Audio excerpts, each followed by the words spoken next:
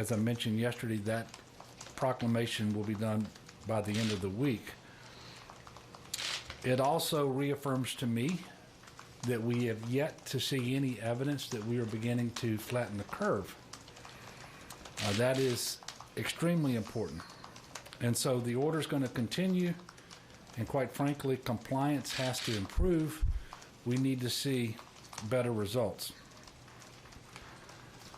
Numbers like we're reporting today keep us on a very steep trajectory in terms of our case growth, and we know that that puts us firmly on a path to exceeding our capacity to deliver health care.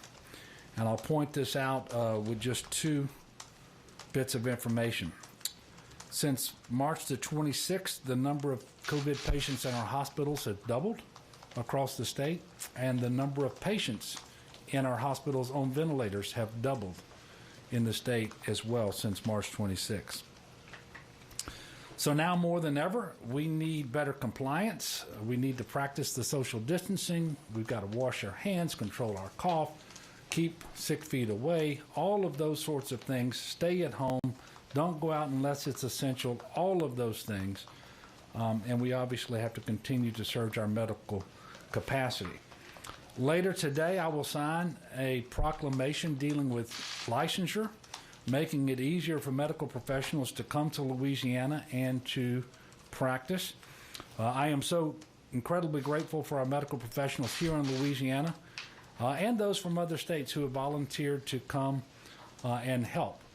Obviously, these are the heroes today, our doctors, our nurses, our respiratory therapists, you name it, all of these people, in addition to our first responders. Additionally, the proclamation will make clear that funeral services be conducted as expeditiously as possible, and that they are limited to the crowd size of 10 that we have in our order. I would like to remind everyone that Delta Airlines has agreed to start paying for flights for medical professionals from out of state. We very much appreciate this. We are asking those medical professionals to register at LAVA. That's lava.dhh.louisiana.gov. And they will be credentialed there, and that will help us be organized and get those volunteers to where they need to go once they're in the state. In addition, we anticipate that 4,846 healthcare students will be graduating in our state in the next 2 months, and will be coming online to help to support the workforce and engage in this fight against COVID-19. These professionals will include nurses and doctors and pharmacists and respiratory care therapists, EMTs, and really all of the allied healthcare professionals. They will be able to assist in every region of our state. As we announced yesterday, we will have 1,000 beds ready at the Morial Convention Center by this Sunday, April the 5th, and 250 beds ready in the personal housing unit across the street from the convention center. Today, I authorized an additional 1,000 beds in the convention center. The second 1,000 beds will be ready by April the 20th. That will bring us to a total of 2,000 beds in the convention center. This is in direct response to the number of patients we believe that we're going to have to move out of our hospitals to the convention center for medical monitoring as they continue their recovery process. Again, the concept here is we will take our non-fragile patients who are not yet ready to be discharged from a hospital and move them out of the acute care beds and the other beds in our Tier 1 hospitals, freeing up those beds so that they can be made available to other patients sooner and more frequently than would otherwise be the case. It is anticipated that in Region 1 in the New Orleans area that we will exceed our capacity with respect to ventilators as early as April the 4th, and the shortage of beds could come as early as April the 7th in our hospitals, which is why we're setting up these other beds as I mentioned. And on that note, I do want to thank President Trump for approving 150 additional ventilators to the state of Louisiana. This decision was made yesterday and communicated to us. We appreciate it very much. Certainly it is not everything that we need, but it will help.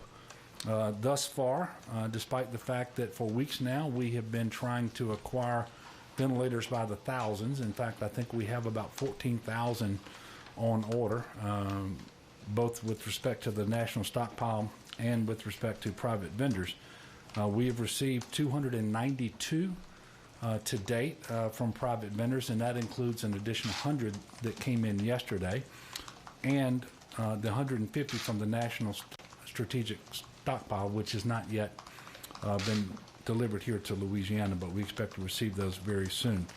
The Vice President called me today and made sure that I was aware that we were receiving these ventilators, and he wanted to discuss other things related to our response to COVID-19 here in Louisiana, and I appreciate him taking the time to make that call. I do know that the media is very interested in being able to go in, take a look at, and take photographs and video inside the convention center. As you know, there's ongoing construction right now, but we anticipate that it will be ready for walkthrough in at least one of the wings a little later this week, and we'll be announcing to you all when you all can go down and do that. You know, we've talked a lot recently about the convention center in New Orleans, which is going to be very important, obviously, in Region 1, which is the state's largest hotspot at present with respect to cases, but we are increasing our medical capacity, our surge capacity across the state of Louisiana, including here in the Baton Rouge area. Baton Rouge General has announced that they will be reopening their Mid-City campus for the purpose of increasing medical capacity in response to COVID-19. While that campus has been closed, it's been maintained with much of the equipment still in place. The facility will include inpatient hospital beds, ICU beds, and an emergency room. The facility will open as early as next week with an estimated 84 beds. The licensed bed capacity will grow over time and in phases, I should say. Baton Rouge General is managing the staffing of this facility, and I want to tell everyone affiliated with Baton Rouge General that we very much appreciate them stepping up, expanding their capacity. And really that goes to all of the hospitals and systems across the state of Louisiana. It's important to note that this will be a fully functioning hospital and ER for all patients who need care, whether they are diagnosed with COVID-19 or have other medical needs. And obviously this is different from the convention center, which is going to be a medical monitoring station for COVID patients only, and you won't be able to go to the convention center in New Orleans on your own in order to seek care or treatment. And we're also not going to allow visitors there to see the patients who are going to be there. Everybody who goes to the convention center will be transferred to that facility by a hospital. We will be moving to expand capacity in several regions of the state, similar to what we're doing at the convention center. We have a little more time in the rest of the state, and our modeling is being brought up to date as new data comes online. So we will be looking at that, again, to be the similar strategy in mind, where we take the non-fragile patients out of hospitals, place them in these medical monitoring units around the state, freeing up those hospital beds sooner and more frequently than would otherwise be the case. As you all can see from the numbers today, we have a long way to go. And I will say again what I've been saying for weeks now, this still is going to get worse before it gets better. We don't know how much worse, but we do know that we can, to some degree, control how much worse it gets. We know that mitigation measures work. We know that the stay-at-home order works. Social distancing works. But these measures only work to the degree that people comply with them. And I am urging everyone across the state of Louisiana, if for some reason it didn't register with you before today, we can't do anything about what happened or didn't happen yesterday, but you can start right now and make sure that you are compliant with these orders and that you're not unnecessarily exposing you and your family and others to the virus, especially those who are medically vulnerable because of underlying conditions or because of advanced age. And certainly we owe it to our healthcare workers not to put more demand on them than is absolutely necessary. So I implore everyone to embrace these mitigation measures, stay at home, stop the spread, and save lives. Be patient, be determined, be focused, and I remain fully confident that we're going to get through this. It's not going to be soon, and it's not going to be easy, but we are resilient people, and we are faithful people, and we're going to get through this. As always, I have Dr. Bu here to answer any questions related to testing, and at this time, I'll be happy to take your questions. Greg. Governor, what do you think about the Texas governor issuing this, it's kind of checkpoints for Louisiana residents? Yeah. Well, first of all, I've been assured by Colonel Reeves, who's talked to his counterpart in Texas, that they really aren't doing checkpoints. They're not affirmatively stopping out-of-state travelers, whether they're from Louisiana or elsewhere. And I've had that reaffirmed to me about an hour ago. So I think there's some miscommunication about what really is happening in Texas. And I do understand that if law enforcement there comes into contact with someone from Louisiana, they may be asking them about their plans to quarantine for 14 days and so forth. But I don't believe that they're affirmatively stopping individuals. And so I don't think we have what you characterize as a checkpoint happening. It's sort of an aside, but I will note that there was no checkpoint for our National Guardsmen and wildlife and fisheries agents and our state troopers and our fire marshal's office individuals when they went into Vidor, Texas, and Port Arthur, Texas, and Orange, Texas, a couple of years ago in order to conduct search and rescue of our neighbors in Texas. Yes, ma'am.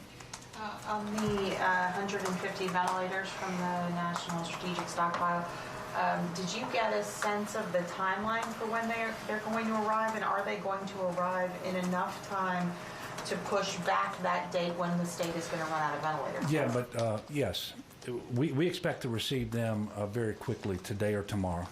They will be here in advance, we believe, of when we will exceed our capacity. However, the number of new patients needing ventilators under the modeling that we see, the 150 will only get us about a day or so, maybe two if we get really lucky before we've exceeded that capacity again, which is why we're continuing to bring in ventilators as quickly as possible. And we're not just bringing in new ventilators from vendors. We're out scouring the medical community, trying to figure out where we have ventilators that are not in need, for example, at our ambulatory surgical centers and long-term acute care facilities and so forth. These places are not operational. We're trying to get those devices to our Tier 1 hospitals to augment what they're doing. Now, they are not ideal. They are better than not having a ventilator at all. I will tell you, I was very pleased to find out that the types of ventilators we're getting from the Strategic National Stockpile, those 150, they are top-of-the-line ventilators that you would expect to see in an ICU. Did you include the 150 in the April 4th date that you said, or does it buy you a day or 2 days on top of that April 4th? And Melinda, my concern is you're trying to be very, very precise, and we all need to be, but we have data that we're putting in every single day. We have to try to figure out by the model what the rate of transmission is at any given time, what that case growth looks like, how many of the people who have a case of COVID-19 are going to be in the hospital, how many of those people are going to need a ventilator, and in addition to that, which is happening over time, what ventilator capacity can we add? And so we're trying to be as precise as we can be, but I cannot give you the exact day and hour when I know for a fact we're going to run out of ventilators. But even with the 150, it's going to be around April the 4th or 5th. And that's according to the modeling that we're getting right now. Yes, sir. Governor, do we have a sense, you said, I think yesterday, that April 12th was the projection for running out of hospital beds, and that obviously seems to have gotten worse if you said April 7th. Is there a specific factor that's the main thing driving that data up right now that you can point to? Well, every day we take the data that we learned over the previous 24 hours, and we put it into the model, and I get a briefing about what that timeline looks like. But the timeline, you have to make certain assumptions, and that is and I don't want to be terribly, difficult here because it's something that I'm only coming to understand now, but you got to figure out what is that R naught factor, and the R naught means is what is the rate of spread, and that's changing a little bit, and so you have to make an assumption about what it is. You can feel pretty comfortable about the range, but the exact line is a little bit harder, so you have to try to make an assumption about where you really are. And there's a difference of several days on either side of that. And that's why we can't be more precise than we are being. But it underscores the need to surge our capacity as quickly as we can, but also to slow the spread as quickly as we can.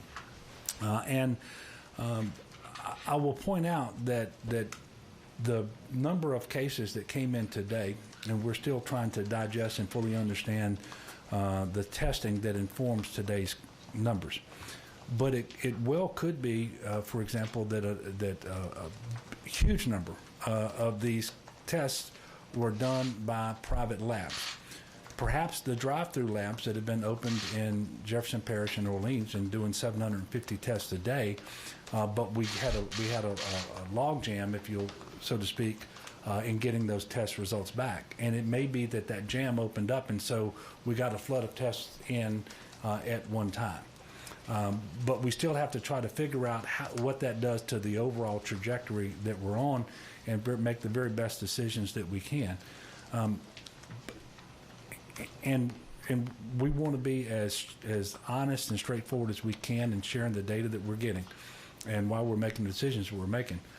But the two things that remain absolutely consistent from the very first time that we held one of these press conferences is that we need to surge our medical capacity, and we need the public to engage in better practices related to social distancing and better compliance related to the stay-at-home order. And because that's how we're going to bend the curve. And I want you to know that I know we can do better. I believe we will do better. The stay-at-home order was issued at such time that really, if it's going to have an impact on reducing the rate of growth in these cases, we would actually start to see that in the next couple of days. And at least that's what I've been told to expect. And so these numbers today, especially if they include tests that were administered as many as 7 days ago, don't necessarily tell us that the stay-at-home order isn't being effective.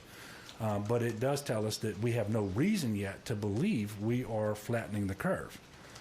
I hope, I pray, and we're working to make sure that happens just as soon as possible. Yes, sir, Jeff? You might have kind of answered this already talking about the rate, but the 14,000 requests that you have for ventilators, where does that number come from? Where do you believe that you need? Right now you're at 420 patients. I mean, that tells you that the problem can get significantly worse. Well, Jeff, as you can imagine, we have an idea how many ventilators that we need across the state. It is in the several thousands. We've ordered more than that because you never know which vendor is going to be able to get a supply to send you at any given time. And so we have 3 vendors that we've ordered 2,000 each from. We have a couple of vendors where we've ordered 1,000 each from. It depends on what we think we might be able to get. And we've asked for the Strategic National Stockpile to send us 5,000. So you add all that up, it's about 14,000 or so that we've put on order. We don't need 14,000, but if I knew for a fact that I could get all that I wanted from one vendor, I wouldn't be ordering from another. And that's part of the complications that are popping up all over the country as states compete with one another and with hospitals and other medical providers. And I assume to some degree we may be competing against the federal government too. But that is the rather disjointed procurement effort that is playing out all across the country right now, which is difficult to navigate through. And I suspect it's also increasing the prices of these devices beyond what would ordinarily be seen. Yes, sir.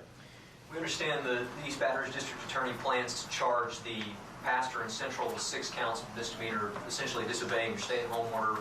Are you concerned by the optics of arresting a pastor right now?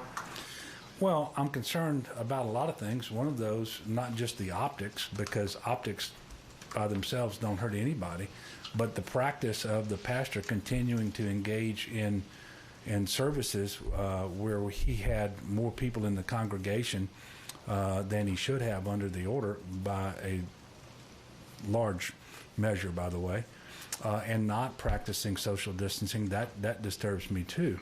It is very unfortunate that any leader of any kind, business leader, elected leader, community leader, faith leader, would choose and make the conscious decision to violate what is a legal order and one that is imperative for public health.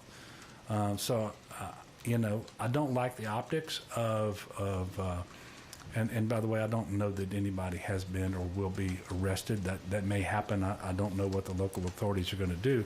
I think they served a summons on him for violating the order, and I think that's all that has happened now.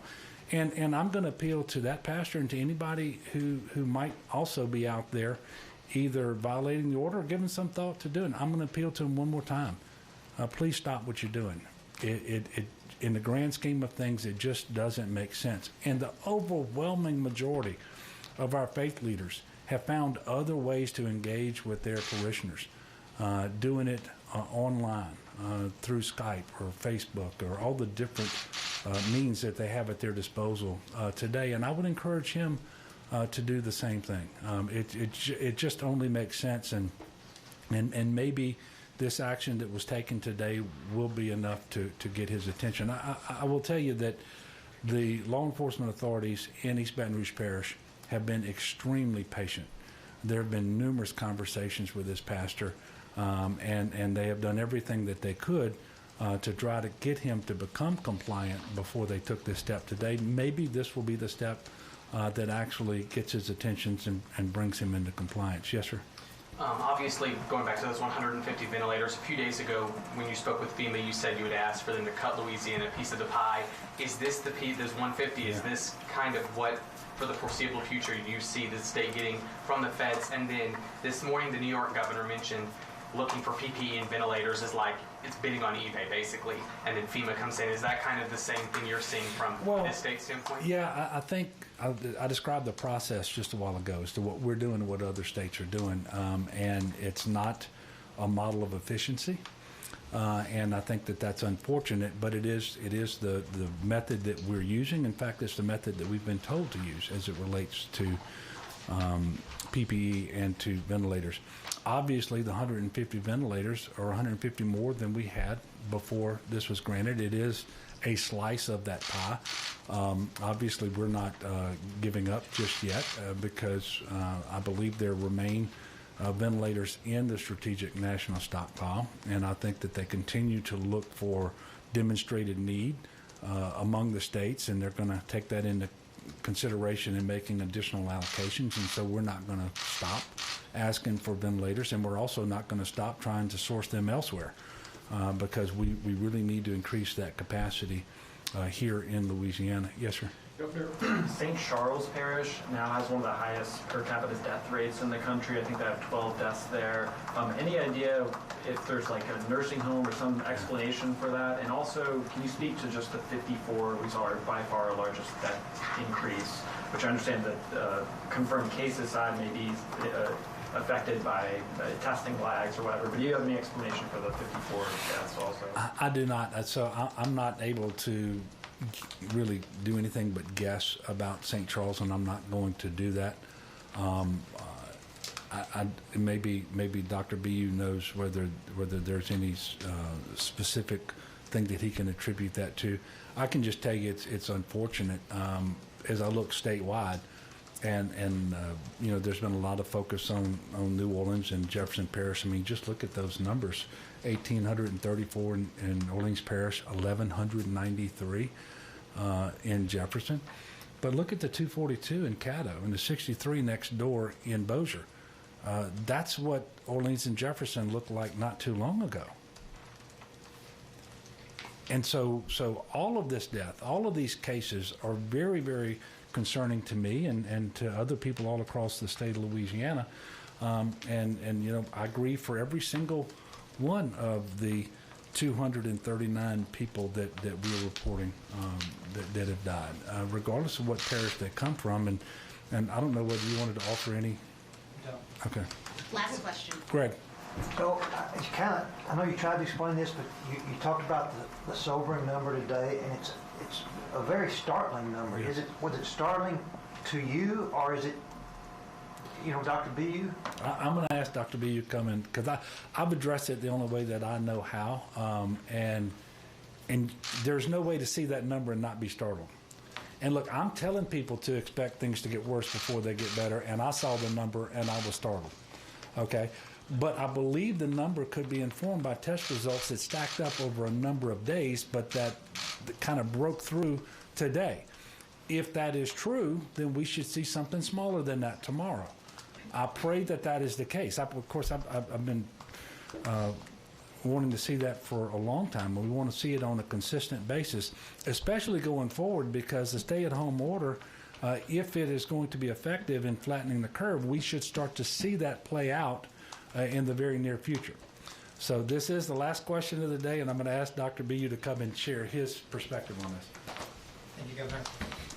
Yeah, I share the governor's sentiments. I think any time that we see that number increasing, and look, we're looking at models, we know what other cities are seeing, it's still, you feel that in your stomach when you see a number like that add. But as the governor noted, as we drill down into that data, what we see, you know, my team that's getting these results tells me that 90% of those were coming from commercial labs.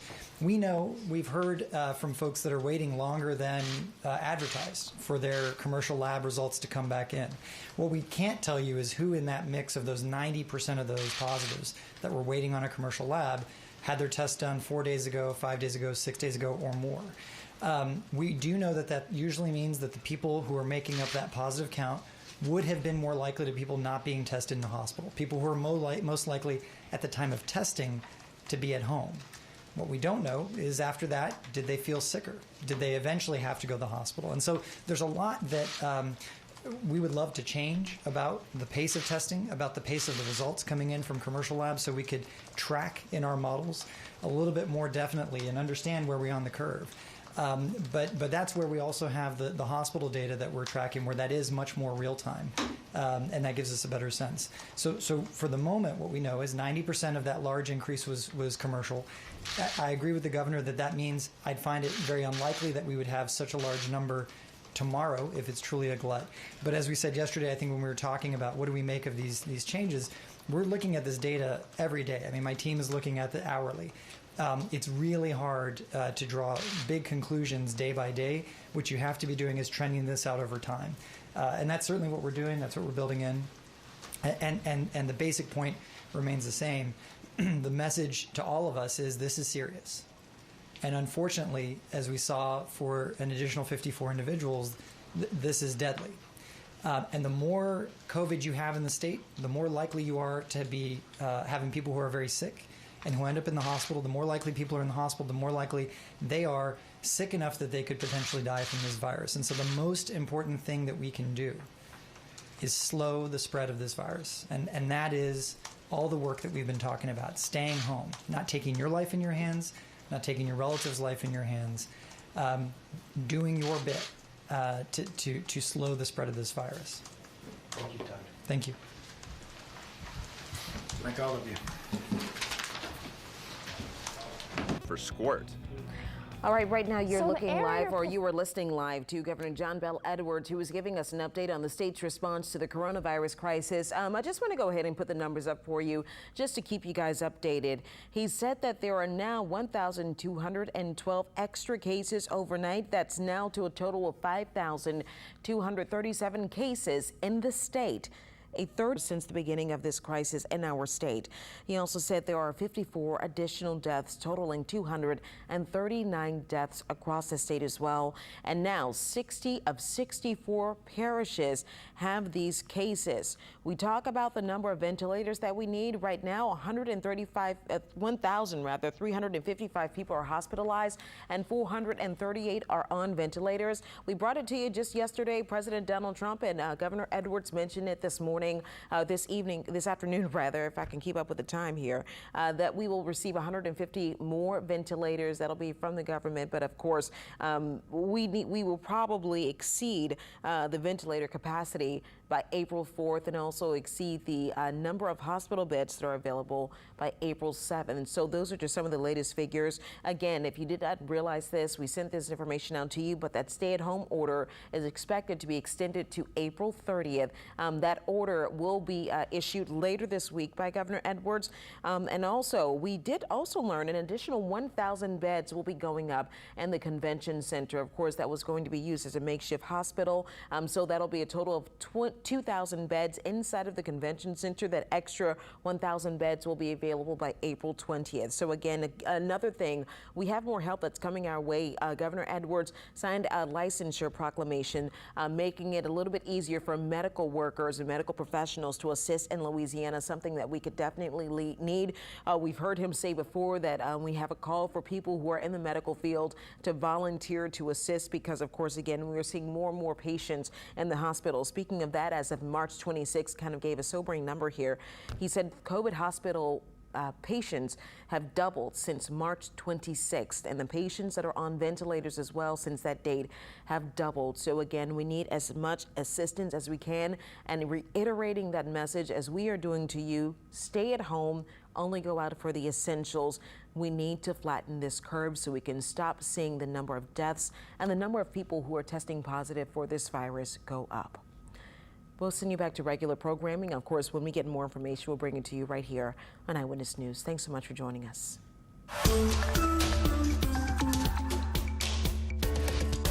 Or the memo as early as others, so they're still in that phase where we were a couple weeks ago. So I do have some empathy for that, but at the same time, now we do know better, and it's every headline. So the idea of people just ignoring the warnings, thinking that somehow they're immune or their friends and family are immune, needs to be at least met with some degree of this is actionable. I don't know if, $250 is where we start, but I do think it should be actionable. I agree.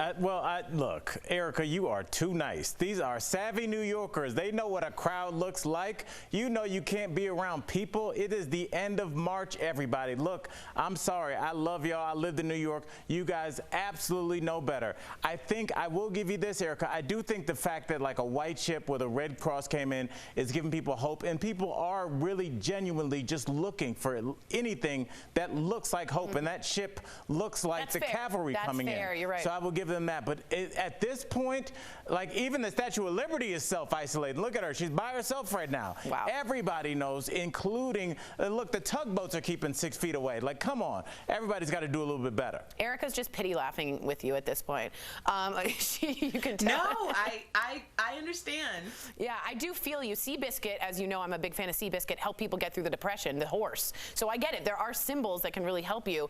I also want to update with you guys. So you're saying to look to Seabiscuit in these times. That's what we're telling our audience. Read the book, okay? The horse was magical. I also want to let you know on some breaking news, Chris Cuomo, the anchor of CNN and brother of Andrew Cuomo, the governor of New York, has tested positive for the coronavirus. He has some fevers, some chills, but he's going to still be anchoring from